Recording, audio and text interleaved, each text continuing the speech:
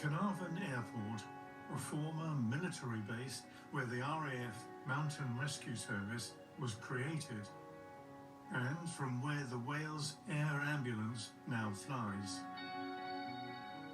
It's also home to the Air World Museum, which allows visitors to get up close to some historic aircraft. We're about 5 miles south of Caernarfon. It's a former RAF airfield, RAF Llandwrog, and it was used for training bomber crews during the wartime years. Most of the people here would have then gone on to fly missions over Europe. After the war, the airfield was used for storing thousands of tons of German nerve gas bombs. There were 24 hangars on the airfield filled to the brim with bombs full of nerve agents such as tabum before they were taken off to be disposed of. The other reason the airfield is well known is it's here that the RAF Mountain Rescue Service was created. There were so many aircraft being lost in the mountains and just chaps with boots going and looking for them that eventually they petitioned the government and got the proper equipment, Land Rovers, radios, and so it's here the RAF Mountain Rescue Service was formed. The museum was opened in 1988 by a group of aircraft enthusiasts who were working at the airport. They wanted visitors to share their joy and fascination with the history of flight. It's seeing people's faces as they come out of the museum because they come here not knowing what to expect. And only yesterday somebody said to me it's like a TARDIS. There's a lot more in here than you could have imagined.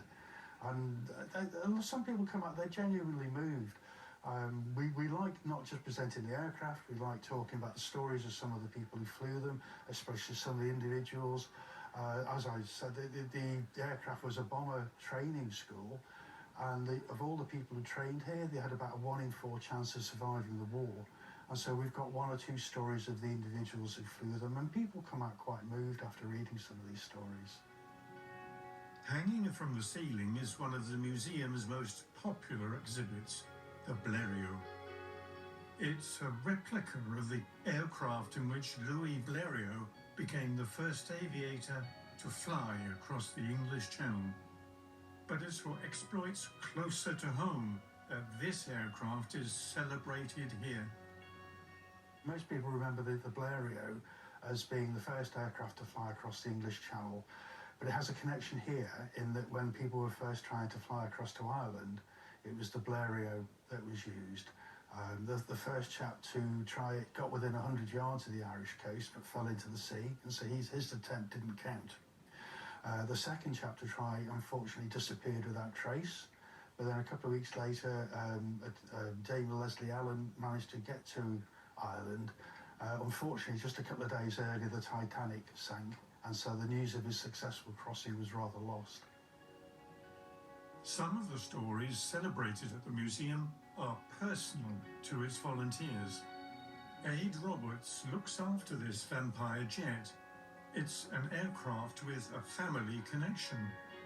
My grandfather was Polish. His name's Henryk Bieniek, and he fled Europe at the beginning of the invasion of the Second World War, and came over to the UK eventually, and basically joined the RAF.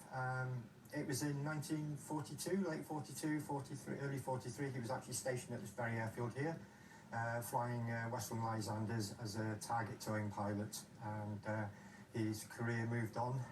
He became a fighter pilot with 303 Polish Squadron, which was very famous during the Battle of Britain. And he flew on D-Day, and he flew 3 sorties on that particular day, escorting gliders and patrolling areas of Cherbourg and northern France. When the war ended, Aid's grandfather was determined to carry on flying. He basically left the Polish Air Force, and then for his love of flying, he joined the RAF.